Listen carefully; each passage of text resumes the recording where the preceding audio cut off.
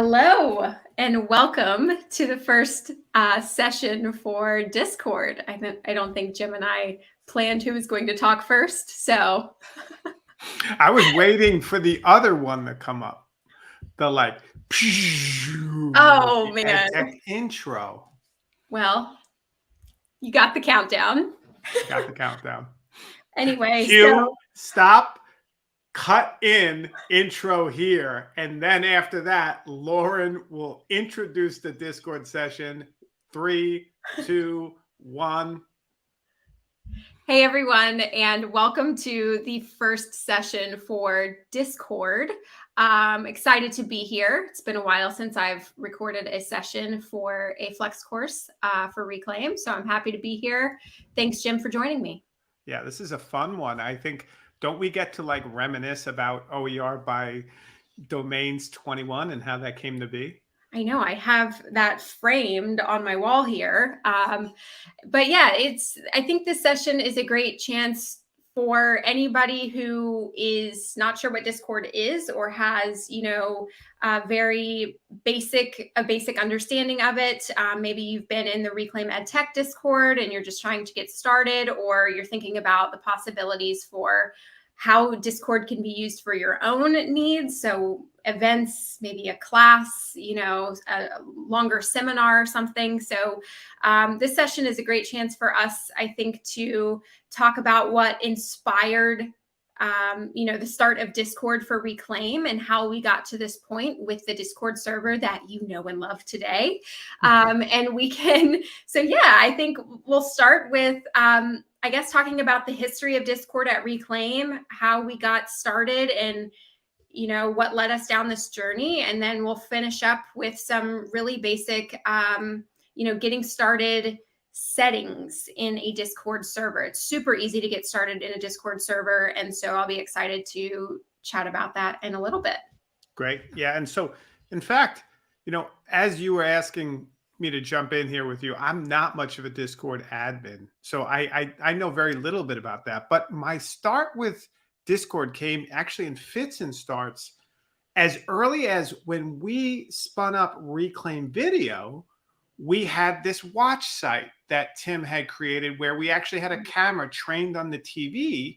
And then he embedded a Discord kind of almost like a forum. It seemed to me like a forum chat. I had never used Discord. And he's like, yeah, it's really big in the gaming world. A lot of people who gaming, this is where they chat and communicate, is on Discord. And so that must have been like 2018, right, where Tim had said that. And I was like, whatever, but I kind of it didn't hit for me. And so the next time I heard about it was my son, who was doing a lot of Minecraft stuff, was spinning up a Discord server for his class. And he wanted all of his class, rather than to be in WhatsApp, which everyone uses in Europe, he wanted them to be in Discord. That's awesome. And he was trying to do like a 5th grade ed tech or a 6th grade ed techer. And he had mixed results with that because it's Italy. But that was the second time. So that would probably be 2019 or early 2020, right before the pandemic hit hard. And then the time after that is when we actually did the DigitalOcean Deploy conference in, I believe it's November of 2020. Really? Okay. It is. In fact, I can prove that because I actually found this right here, which is, this was a part of a talk Lauren, Tim, myself were with folks from CUNY, and it was hosted by Aaron Glass, who was working at DigitalOcean at the time. And we gave a talk, and there's the video, actually. It's on YouTube. I actually just archived it on my Bava TV. And so we have a video talk where we were presenting for actually Deploy. But the interesting thing there is two. They ran the entire event using pre-recorded videos. So an interesting thing, just like we're using right now, that was done in StreamYard. Yeah. And that was one of our first ahas for the conference, was everybody was and it would get it had been for a year and change. Everybody was using video like crazy because it was pandemic. StreamYard was a really easy way to pre-record sessions. And then you would put Discord on top of it as a community where you could have channels where people could chat. And we had an aha moment because we were like, what the hell are we going to do for Domains 21? Are we going to do it? It's pandemic. I mean, we had come from pre-COVID, we were doing very regular Domain of One's Own workshops. We had conferences going every other year. We had a lot of events that were just, we were in a rhythm. And so when that happened and everything had to go virtual, it was sort of like, what do we do? And I think that Deploy conference was instrumental for us because we were on the speaker side of things. And it was so seamless where we were able to record in a private StreamYard space like this. They were able to produce on the fly. It took all the pressure off of speaking live to an audience. And then the session was premiered to a Discord audience. And then we were able to engage with the audience in Discord while the presentation was running. So we were able to do both. And I think that for us, you're right. It was like this light bulb moment, but because the alternative at the time was, okay, are we going to have an 8-hour Zoom workshop where you have to, be on, like everyone was doing, right? Yeah, it just was a non-starter for us. And I love the way that this setup protects speakers a little bit while also letting speakers then fully lock in with, attendees or participants after the fact.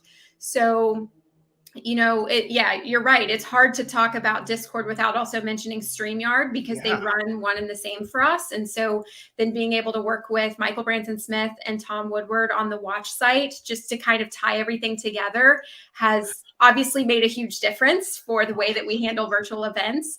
So, it's easy to kind of go into that space too, but it just in terms of using Discord as a way to communicate and participate, it has changed the game, I think. Will you indulge me, Lauren? Can I ask you that? Sure. Thank you. I do want to say though, so even before the Deploy, so Deploy was huge for us for understanding Discord. Everything you said is exactly right.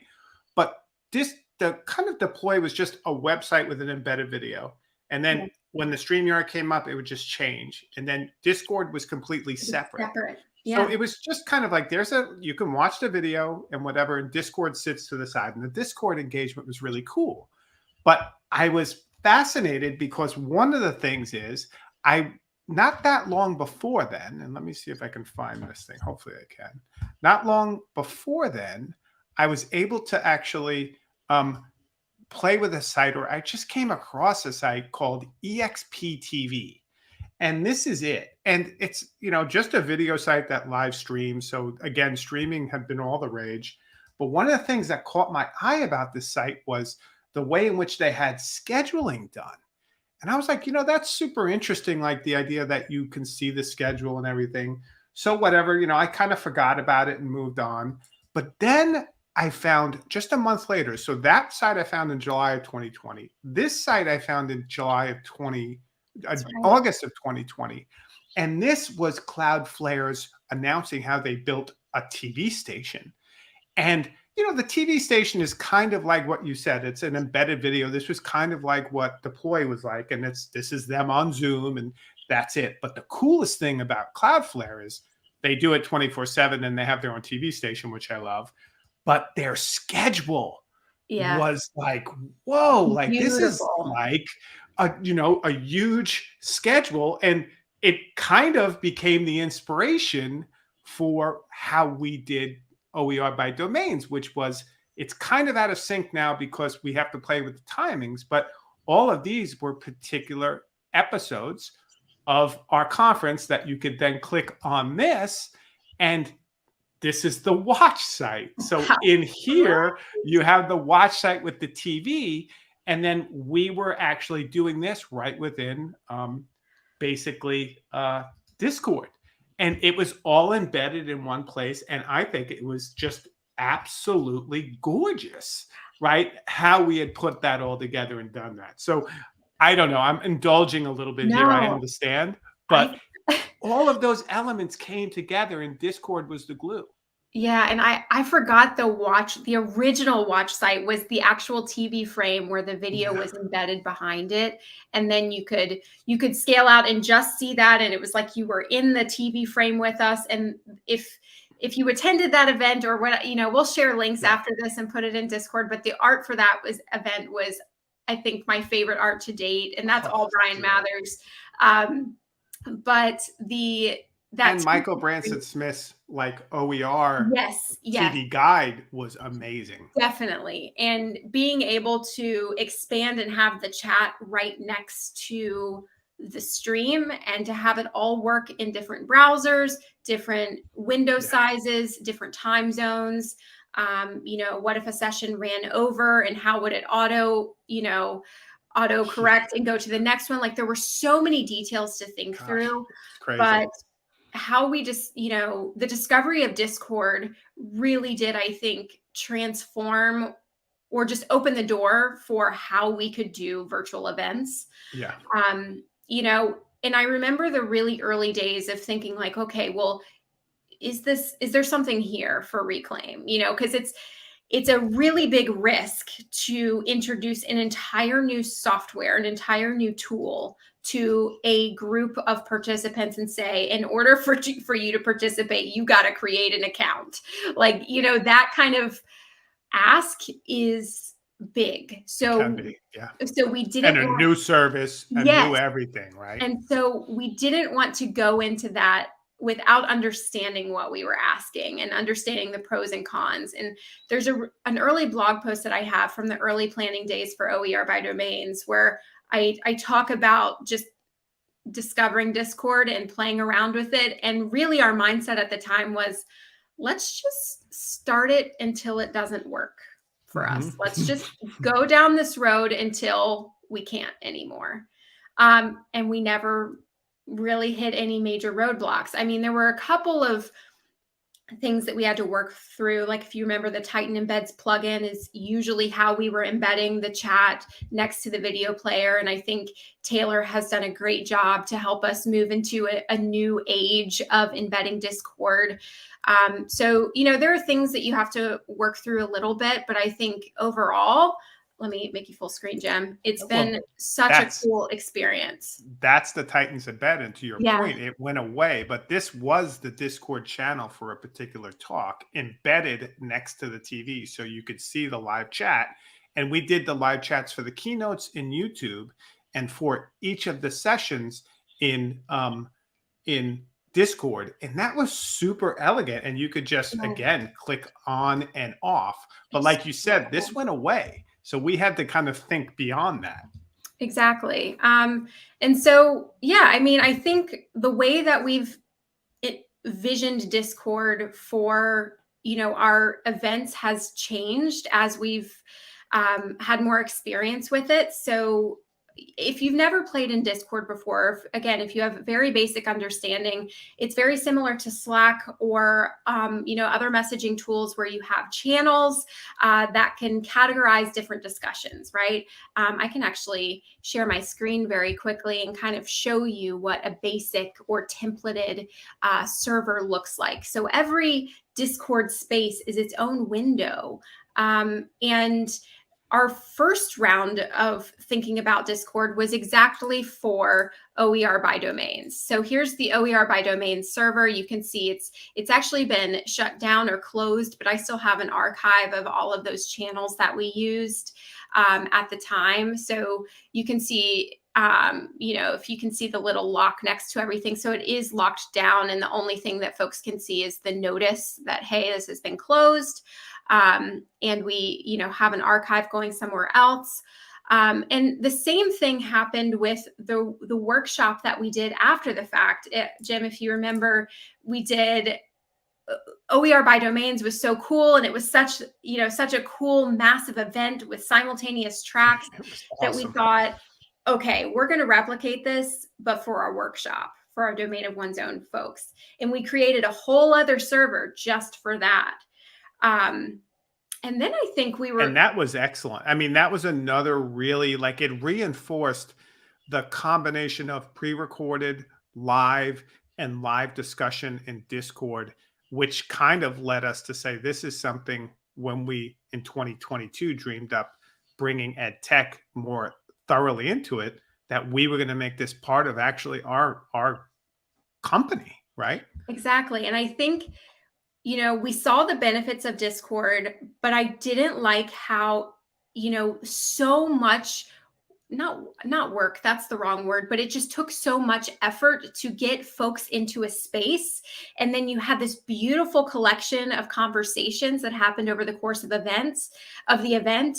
You had this growing community. There were conversations. People were introducing themselves to each other and really connecting virtually, which is what we loved.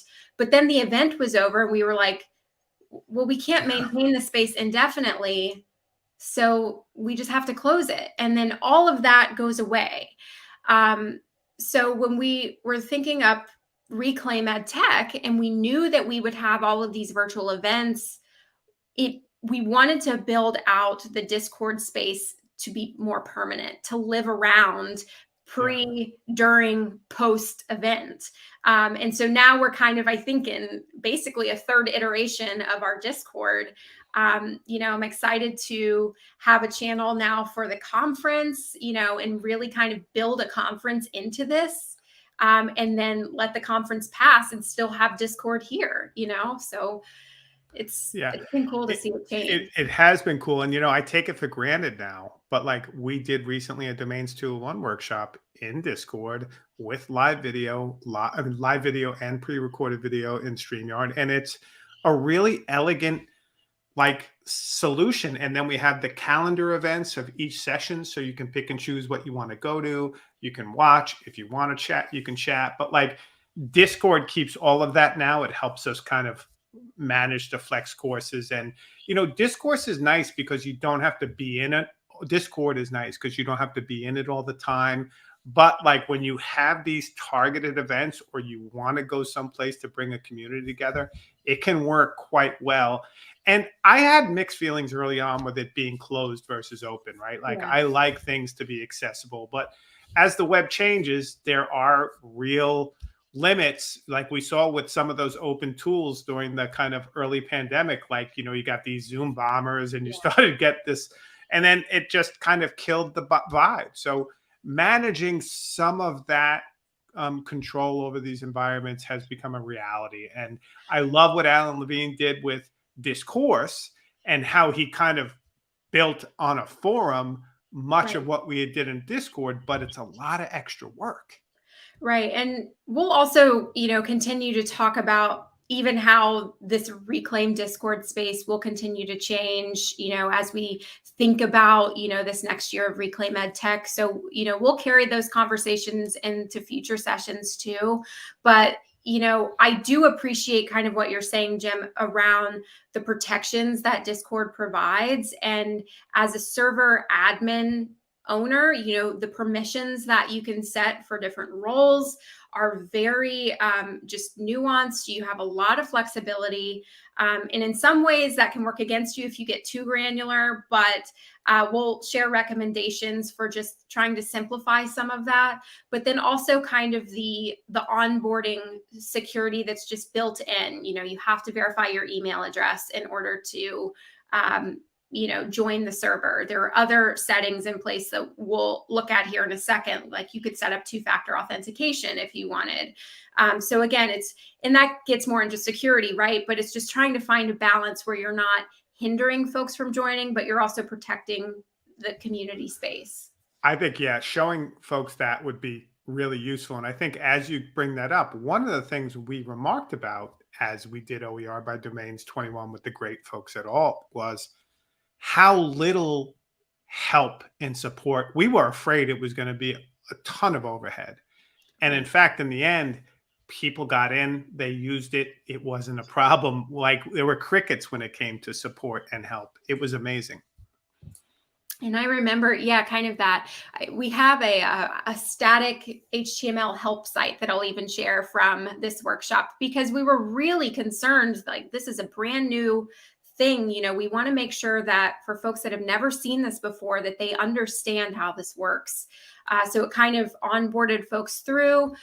The other thing that you can do, and I'll show this too, is you can have sort of stepping stones. So when a user comes in for the first time, you can encourage them to go into announcements or to introduce themselves in a certain channel and sort of give them a starting point, which is really nice too. So I've showed a little bit of the OER by domains one. I don't want to get into this one too much just because, it does have, more user information. I can also kind of point to our Reclaim Roadshow. So this was our Domain of One's Own workshop where we took the same idea and then scaled it down for a group. I don't even remember how many people joined that workshop. 22. Yeah. That was a big one.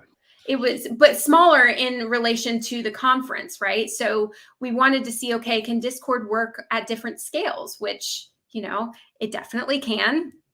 And you can see sort of throughout, maybe I can make my screen a little bigger here. You can see, we have like an information section for just announcements. So only admins can write here. We started getting a little more creative with our branding, adding in different stickers and emojis for the events. We had a guidelines section with code of conduct and allowed folks to, choose their pronoun, which assigns to their profile role, which was very cool. So this was a new bot that we were able to add.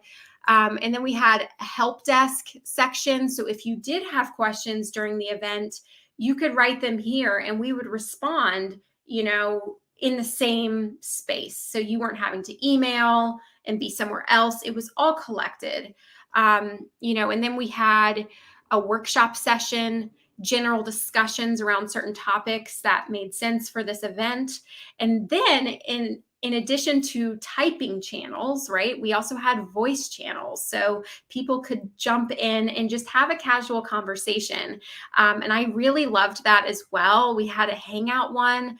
I think for the OER by domains, we called this, there were hallway chats. So we tried to recreate that idea at a conference where so many valuable conversations just happen in between sessions, right?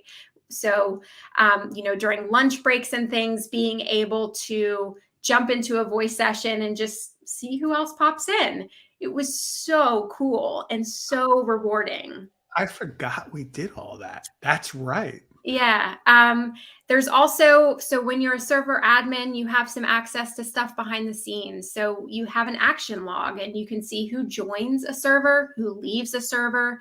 That can be helpful for support reasons, just to know if people are having troubles getting on.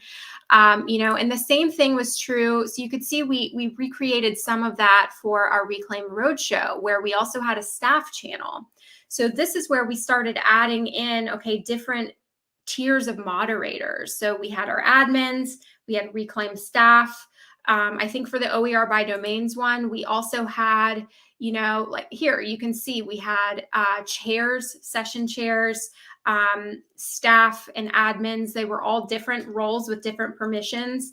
We did karaoke in Discord at one point, if you remember. So in other sessions, we'll be able to talk a bit more about all of the potential of Discord, because there's a lot even that Reclaim is not taking advantage of. You can bring in music, and again, there's a whole gaming community that does way different stuff. But for our purposes, we have created a virtual event template. And so I can actually share this with anyone who's interested in creating something similar for their community.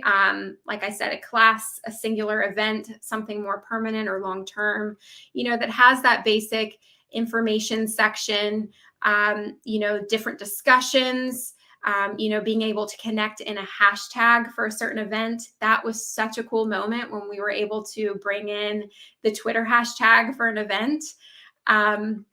You can schedule messages and sync with something else like Slack. So there's lots of really cool features. That was great when we would say in 5 minutes, this session will be happening in OER by Domains 21. And that really allowed people to kind of just, Yeah. those reminders are important in the space like this that you may not be familiar with.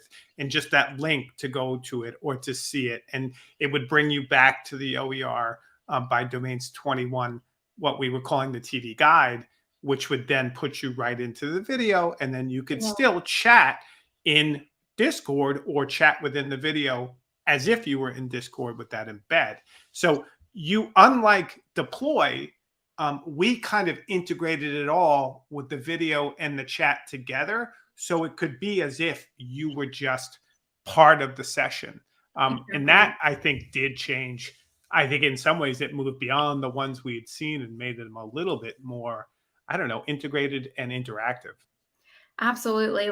And here's the example, Jim, of one of the scheduled messages. So the only kind of clue that the user gets is that this is a bot.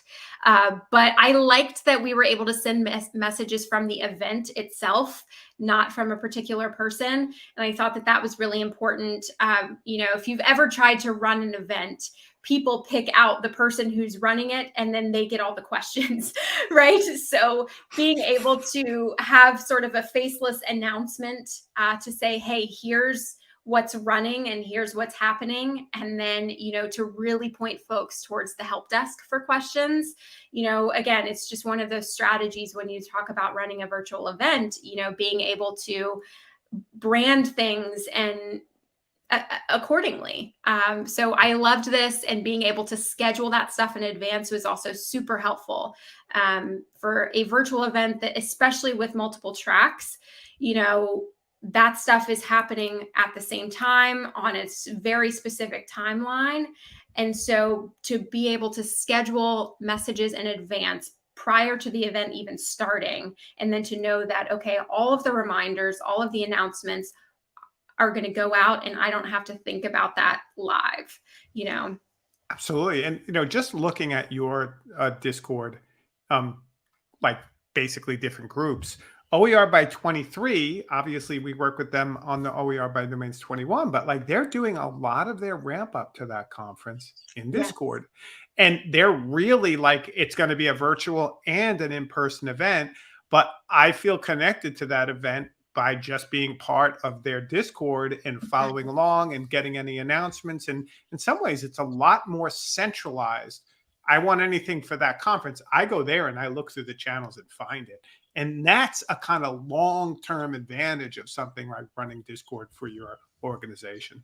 Absolutely. Yeah. The OER by 23 conference, OER by 23, OER 23 conference. You can see where my head is with by domains, but it's a great space. And I love how they're combining the in-person and the virtual stuff. I think that's super cool. And I'll be excited to see how that happens in the ed tech space too.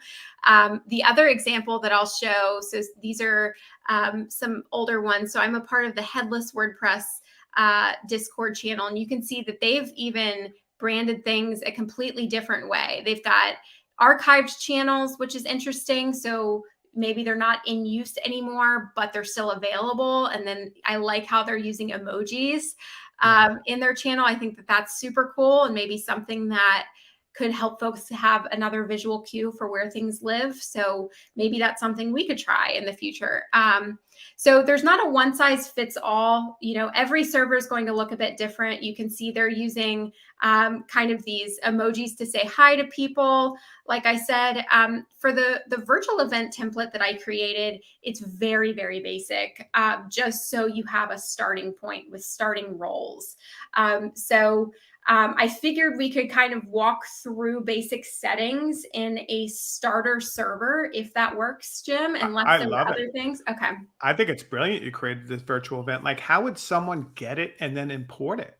Yeah, so I can either send you a link to it or give you access to it. So I know when the OER folks wanted to start running their own conference events after OER by Domains, they now have access to the server, and you basically template it. So there's a section when you're a server admin, you have a list of all of these extra settings down here, which again, it allows you to create new event. You can create events, categories, invite people directly. And you also have a whole section for server settings.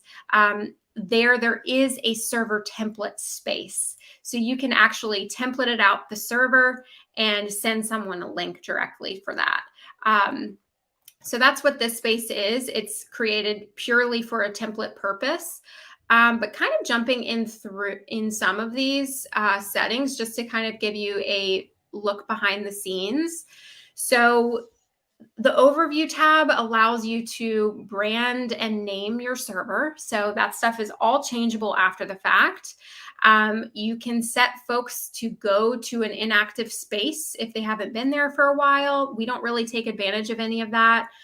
And we really tried to simplify this one. So there's no real system messages that go out. We don't have pop-ups or, want to promote any kind of payment, anything, because Discord does have a whole boost side of things where you can, monetize things. So you can see some of that throughout. And we ignore all of that for the purposes of how we're using Discord.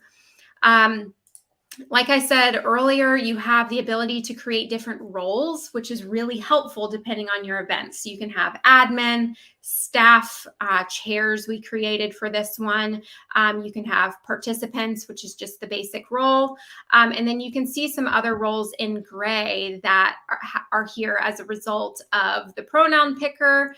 And we also have another integration with Me6 and Zapier, which I'll cover in a second, but those are their own roles as well. So, I could go into staff, for instance, and go to permissions and then decide exactly what I want the staff role to be able to do.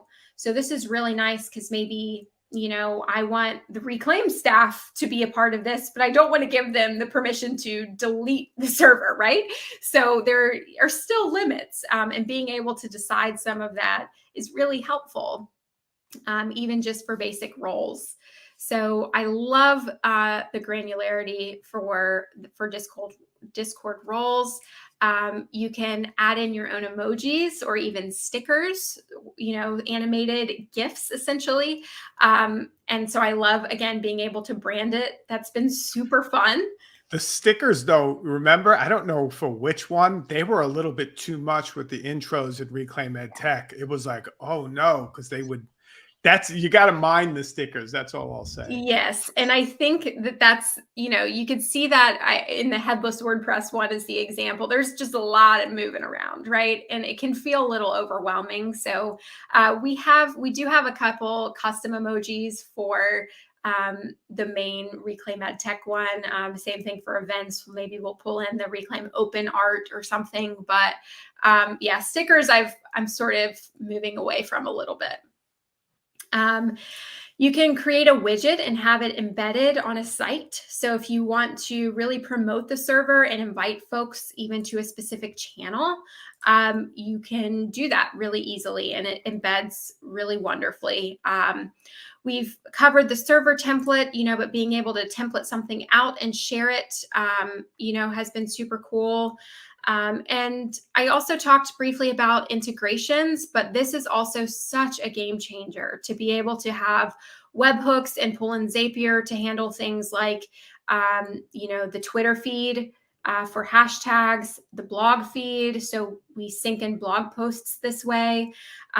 This is how I schedule messages through Slack. So a lot of functionality there. And I've actually blogged about some of the Zapier rules that I have, and they're public. So you can copy those zaps, as they're called, if you want to use them with Discord. So I'll be sure to share that stuff in the chat. Yeah, that stuff was amazing. Like, you really automated it so well so that, a lot of the work was being done during the conference that you had done weeks before.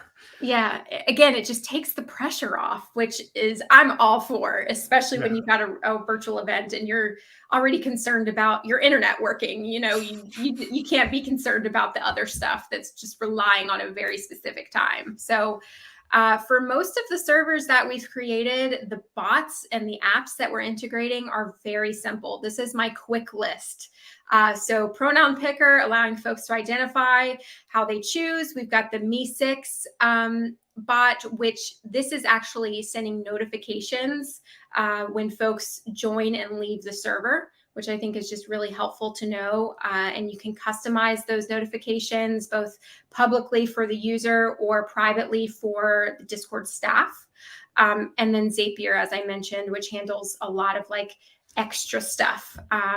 But this space can be super big. So there's actually a whole app directory that allows you to just integrate with all kinds of, whatever. So there's Taco Shack. Exactly. There's a lot there. Trivia. I wouldn't be surprised if there was like an actual karaoke bot, Jim. So maybe that's something we play around with at some point. But there's a lot of possibilities. Popping back into the server settings, though, we've talked a little bit about moderation and rules for folks joining.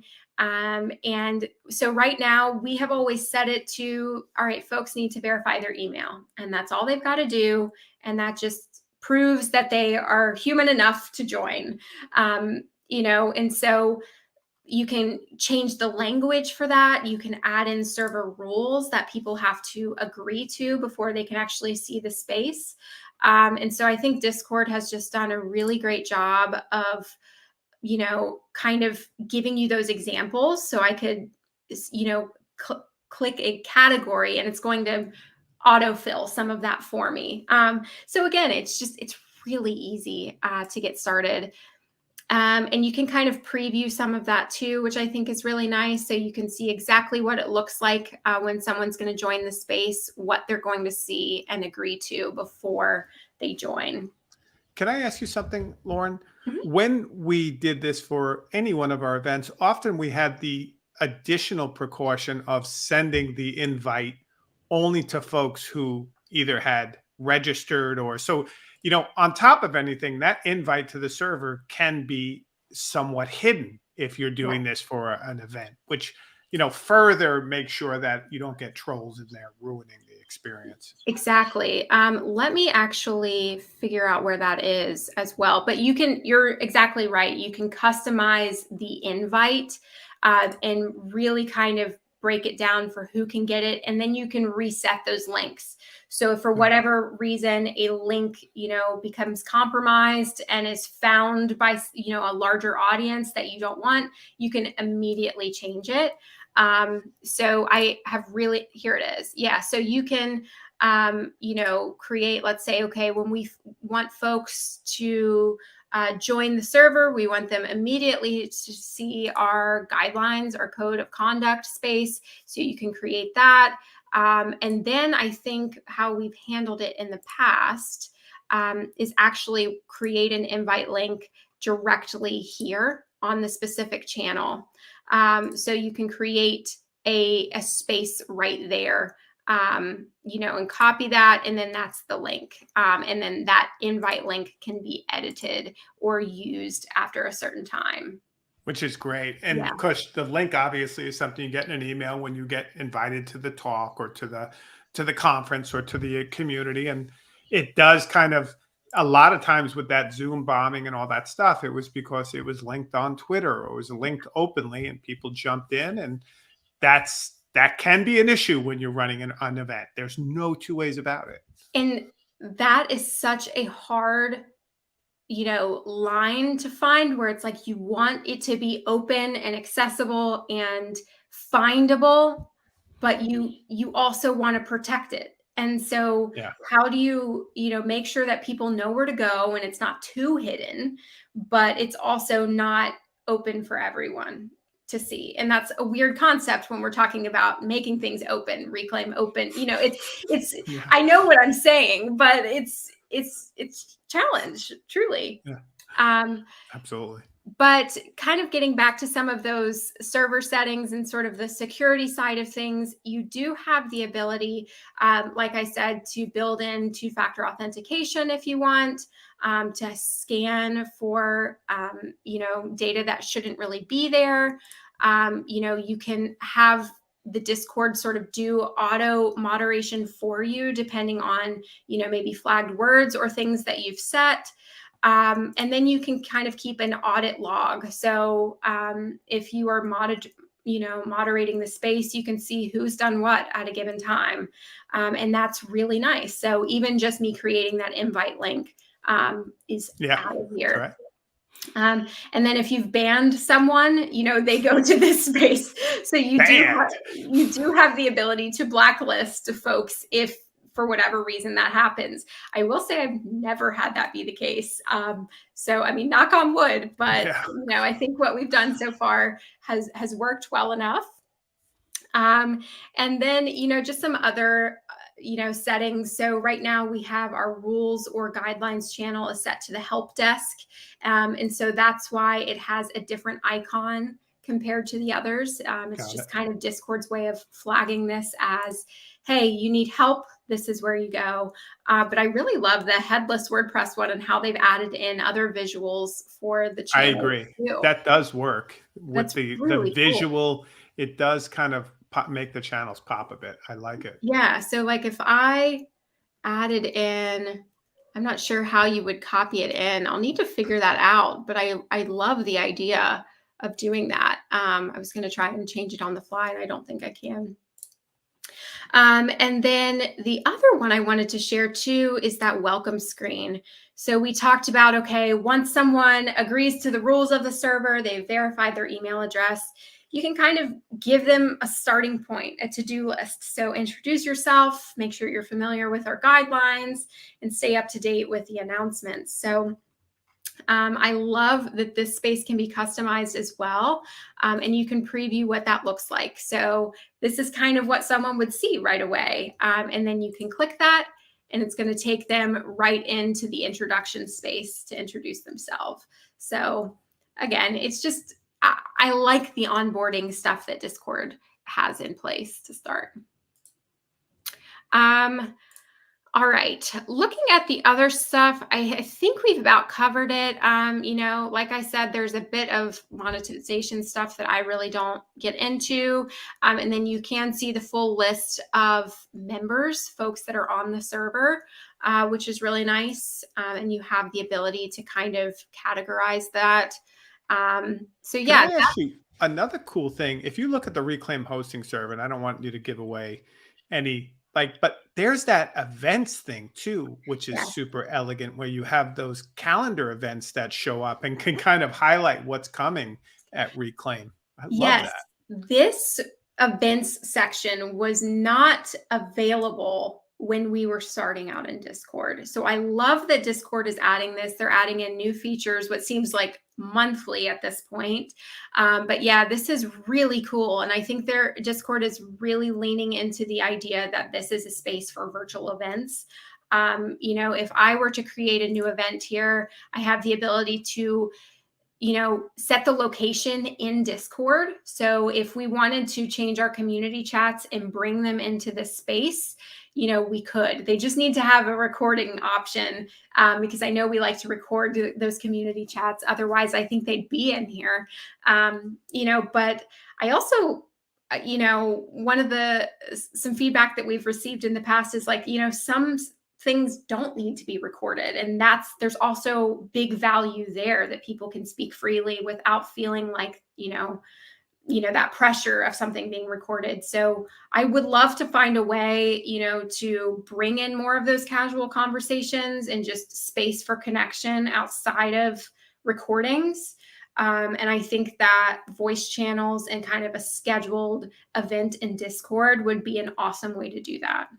Yeah, I agree. I do. I think, again, you get used to it, so you take it for granted. But like Discord has been amazing in terms of allowing us to build out community intentionally and build it out so that we can provide a kind of, walk that line that you talked about between security, certain amount of freedom to just have a discussion, and a little bit far from the maddening crowd in some ways of places that have gone a little bit off the wall, like Twitter and stuff. Like, it kind of refocuses it on the thing. Yeah. And I appreciate that.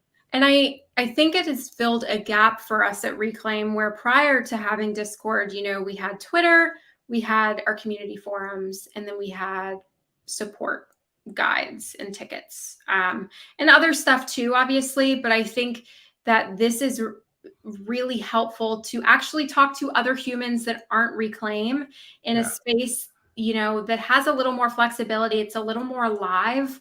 Whereas, I think there is a time and a place for our forums,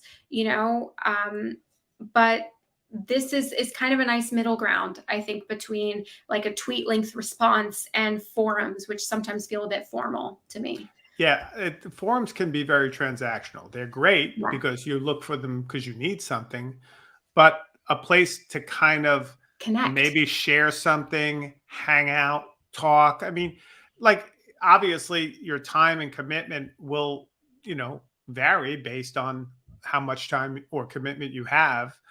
But it doesn't have to be, I have a problem, or this is an emergency, or this is a fire. Mhm. It could be like, I had an idea, which What is do a you very think? different discussion, right?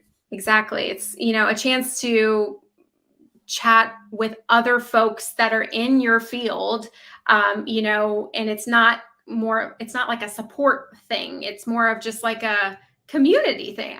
That's really what it is. That's the difference. So, but yeah, kind of getting back to the events and stuff, being able to say, okay, this is a voice channel, or it's actually going to be a stage channel where we're going to have a presenter and an audience. Again, not really something that Reclaim has taken advantage of in this space, but knowing that that's a potential, I think is really cool, and could be something that we maybe think about even for the July virtual recap side of Reclaim Open.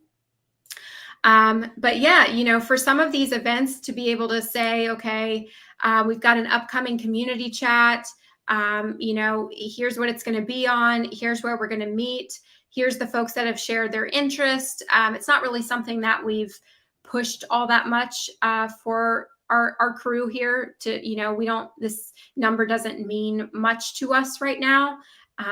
But knowing that, if you're in this space, that could be an RSVP. That could be saying like, okay, if you're interested and you're planning on attending, RSVP by clicking interested, and then that way I'll know. So I think that, again, there's a lot of ways that you can, I'm not going to cancel the event. There's Get a lot rid of of, it. yeah, but there's a lot of ways that you can, use this space, even how Reclaim is using it or different to that. So We don't even have the talking about Discord Flex course listed there. no, So that's another event we could have, right? exactly. And then, I mean, if you like, right now we have the Reclaim Open website for this, but really this is happening in Fredericksburg, Virginia. So I do think, you can tweak things and stuff. But even just the flexibility that I think Discord provides is really cool. And you can see a lot of similarities in our space now after, we've run a few of these events. So we have announcements, which is really just for, the Reclaim staff to talk about things, and it doesn't get, lost in conversations. So we keep this as the important announcement space. We have our guidelines for the Reclaim hosting, or for anyone joining this space, and you can't, no one else can comment here. So it's not an editable space. It's just a chance to see, what's possible here. Discord help, of course. Then we've got our general discussions, channels for different events. So that is really the change that we've seen in this space versus, previous versions of Discord is instead of having an entire server for an event, we now have a channel for that event. And that has worked really well. And I could see us, maybe archiving some of these, kind of like the Headless WordPress site, or keeping them around. So there's a lot here. And I think in future sessions, we'll get into how the space will continue to change over time. You can see we have a Reclaim Only channel, our action log, all of that stuff is here, similar to other, servers as well. So I think you provided a great overview of what it means to just get up and running with the server. The idea of using that template is amazing because that kind of pre-populates so you're not starting from scratch. And then playing around with it, just looking at this, I'm like, why don't we do a regular weekly karaoke in Reclaim EdTech? Because I really want to do karaoke, and I know not everybody does, but there's probably a couple of people, and that would be a fun place to do it. Yeah, or just what I would love some sort of coffee chat, or just a chance to connect, try to recreate some of the office setting, seeing your colleagues or peers in an office space. Not that the karaoke wouldn't be awesome. I'd love to do that too, but something of community chat-esque without, a theme or a topic, but just hey, Fridays from 12 to 12:30, we're hanging out here and having lunch together if you want to come, and it's just making use of those voice channels, just trying to build that connection in virtual spaces. I think Discord does a really good job of helping that. Yeah, no, I dig that. I like it. And it gives me an idea actually of another use of the watch site, but I'll save that for another time. So I think we have probably spoken longer than we planned for on this session, but it was good. It's nice to kind of remember how we got started, what inspired Discord for Reclaim, and then the iterations that we've gone through to get to where we are today. Yeah, and it's kind of, it has gone to maybe we can use it from a conference to basically a linchpin of us building out community as we move forward. And that's been a really big development at Reclaim. We catched as catch can, given the size of our company and what we could do. And we really kind of said, we want to do this and we want to do this well. And Discord was the way. Yeah. And the last thing I'll say too is I think in previous workshops, a lot of the feedback that we received was I wish there was a way that I could go, talk with these other people after the fact, or can you share email? People were kind of writing their emails on paper before we left these events, and just kind of providing a space that Reclaim necessarily doesn't have to be a part of the conversation. We can just help facilitate and bring people together. It's not a one size fits all. It's not going to capture everything. There's still things outside of Discord, obviously, but I have really loved being able to see folks from different schools connect and engage with each other without Reclaim having to, be there in a way. So it's nice to be a part of it, but you also don't want to feel like you have to be a part of every conversation in order for that connection to happen too. So it's like Tinder for ed techs. There you go. Exactly. And on that note, all right. Anything else, Jim? Can I? No, that's it. We covered it all. All right. Well, thank you all for tuning in to this first session, and we'll see you at the next one.